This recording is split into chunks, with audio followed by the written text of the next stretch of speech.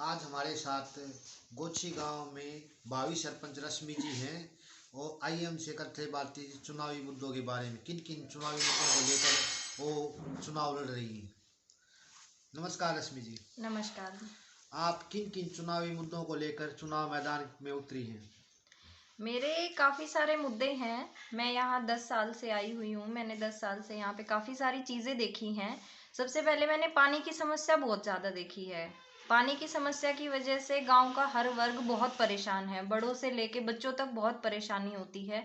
तो मैं सबसे पहले तो चाहूँगी कि पानी की समस्या हल हो जाए, और मेरी पहली कोशिश रहेगी कि ज़्यादा से ज़्यादा मैं उस समस्या को हल करने की कोशिश करूं। और आप लोगों का अगर मुझे सहयोग मिलता है, आप लोगों की सहमति के साथ हम इसमें क्या कर सकते हैं, क्या नहीं कर सकते हैं, उस चीज़ को आगे लेकर और पानी की समस्या को हल करने की मैं पूरी पूरी कोशिश करूंगी। एक गांव में शिक्षा का स्तर बहुत कम होता है लगभग। हाँ जी। तकरीबन मतलब शिक्षित होते हुए भी कुछ महिलाएं मतलब लड़कियों को बाहर नहीं खिला पाते पेरेंट्स से। हम्म। डरते हैं, मतलब एक सिक्योरिटी महसूस नहीं होती उन हम्म। लोगों को। तो इसके बारे में आप एक खुद महिला हो, आप समझ सकती हो उनकी प्रॉब्लम्स। तो महिलाओं की सिक्योरिटी के लिए उनके ताकि वो निर्भीक और निडरता के साथ अपने शिक्षा ग्रहण कर सकें, अपनी जॉब कर सकें, इसके बारे में आपका क्या प्रयास रहेगा चुनाव सरपंच बनने के बाद। देखिए, महिला का शिक्षित होना सबसे ज्यादा जरूरी है, क्योंकि एक पुरुष शिक्षित है तो वो बाहर नौकरी करेगा, घर में उसे बहुत कम समय मिलता है कि वो किसी को समय दे सके। लेकिन अगर एक महिला शिक्षित होती है तो वो घर के साथ, बाहर के साथ, घर भी अच्छे से संभालती है। अगर हम एक लड़की को शिक्षा देते हैं, उसे मौका देते हैं शिक्षित होने का, तो वो बहुत आगे तक जा सकती है। अपने परिवार को, एक परिवार को नहीं, वो 2 परिवार को आगे लेके जाती है। तो हम कोशिश करेंगे कि गांव वालों को एक स्थान पर इकट्ठा करके क्या क्या प्रॉब्लम्स हैं उनके साथ, लड़कियों के साथ क्या प्रॉब्लम आती हैं, उन सब से बात करके और उनका पूरा पूरा सॉल्यूशन किया जाएगा। जैसे आपने सिक्योरिटी की बात की, तो लड़कियों की सिक्योरिटी नहीं, गांव की सिक्योरिटी भी बहुत ज़रूरी होती है, जिसके लिए हम कोशिश करेंगे। जैसे शहरों में हर जगह कैमरों की व्यवस्था होती है, तो मैं कोशिश करूंगी गांव की निकासी में, गांव की बाहर अंदर आने की स्थान पर, या जो बाहरवाई घर बने हुए हैं गांव में, जो बाहर की तरफ हैं, जो एकांत में लोग रहते हैं, उनके लिए कैमरों की व्यवस्था की जाए, ताकि गांव के बाकी लोग भी सुरक्षित हो सकें। और रही लड़कियों की शिक्षा की बात, तो हम पूरी कोशिश करेंगे कि जो लड़कियों को बाहर जाने में प्रॉब्लम है, वो गांव में ही अपनी आसपास से शिक्षा लेकर और अपने आप को आगे बढ़ा सकें। रही उनकी ड्यूटी की बात, तो हम कोशिश करेंगे कि ज़्यादा से ज़्यादा यातायात की व्यवस्था करवा सकें गांव के अंदर से ही, ताकि कुछ लोगों को रोजगार भी मिले और लड़कियों को सिक्योरिटी भी मिले। अभी आप पहले जीएनएम हैं तो चिकित्सा के क्षेत्र में कार्य कर चुकी हैं। तो चिकित्सा को लेकर गांव में क्या कुछ करने वाली हो सरपंच बनने के बाद। देखिए, चिकित्सा आज के टाइम की सबसे बड़ी डिमांड है।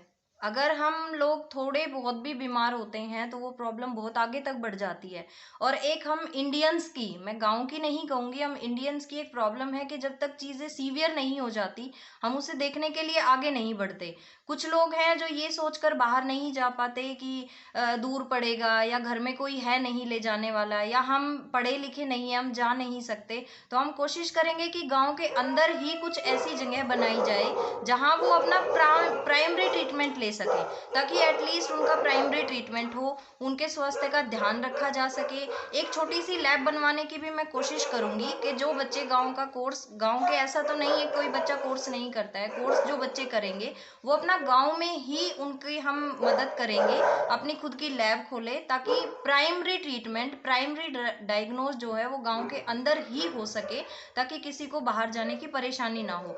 और जब एक गांव का कोई भी निवासी स्वस्थ है या पूरा गांव स्वस्थ है, तो आधे से ज्यादा समस्याएं तो वहीं समाप्त हो जाती हैं। एक गांव में जैसे बच्चे खेल कूद में ज़्यादा रुचि रखते हैं, तो खेल कूद के बारे में आप प्रधान बनने के बाद क्या कुछ उनके लिए करने वाली हो। देखिए, हमारे गांव में स्टेडियम तो है, स्टेडियम का स्थान है, अच्छा प्रॉपर जगह है, लेकिन वहाँ पे व्यवस्थाएं नहीं है। तो मेरी पहली कोशिश रहेगी कि सबसे पहले तो एक कोच ढूंढा जाए। जो बच्चे यहाँ पे, मैं देखूंगी मेजोरिटी किस गेम की है, कि कौन से बच्चे किस गेम को ज़्यादा मेजोरिटी के साथ ले रहे हैं, किस में ज़्यादा मेजोरिटी है, तो सबसे पहले हम उन्हीं गेम्स की तरफ ध्यान देंगे। सबसे पहले हम एक कोच ढूंढेंगे, कोच को अवेलेबल कराएंगे। उसके बाद जिस तरह से कोच हमें बोलते हैं कि उन्हें किस किस चीज़ की यहाँ पे आवश्यकता है, उन्हें किस जगह की आवश्यकता है, किस तरह से उनकी जगह को बनाया जा सकता है, उनके हिसाब से हम वो जगह उन्हें बना के देंगे, ताकि बच्चों को अपने खेल में आगे बढ़ने का पूरा पूरा मौका मिल सके। अगर ग्रामीण आपको आशीर्वाद देते हैं और आप प्रधान बन जाती हो, तो स्वच्छता के रूप में आप क्या कार्य करना चाहोगी? स्वच्छता के लिए तो सबसे पहले तो मैं लाइटिंग का करूंगी। स्ट्रीट लाइट, गांव में स्ट्रीट लाइट नहीं है, जहाँ पे मैंने देखा है काफी जगह है रोड नहीं बनी हुई है, सबसे पहले उन सड़कों को बनवाया जाएगा, स्ट्रीट लाइट लगवाई जाएगी। क्योंकि ये चीज़ एक सिक्योरिटी में भी आती है, ये सिक्योरिटी में भी आती है कि कुछ दुर्घटना ना हो।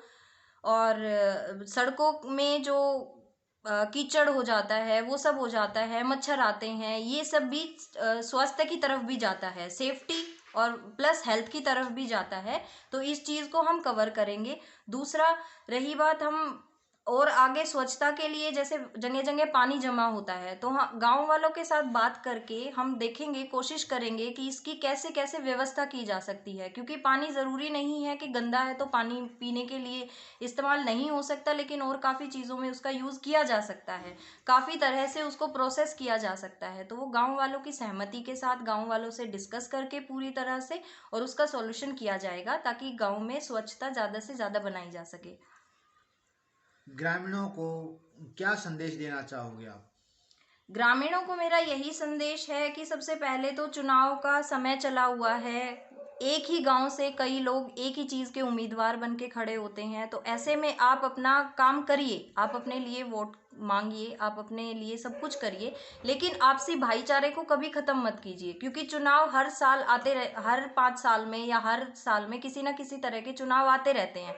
तो चुनाव को लेके आपसी झगड़ा करना कोई अच्छी बात नहीं है।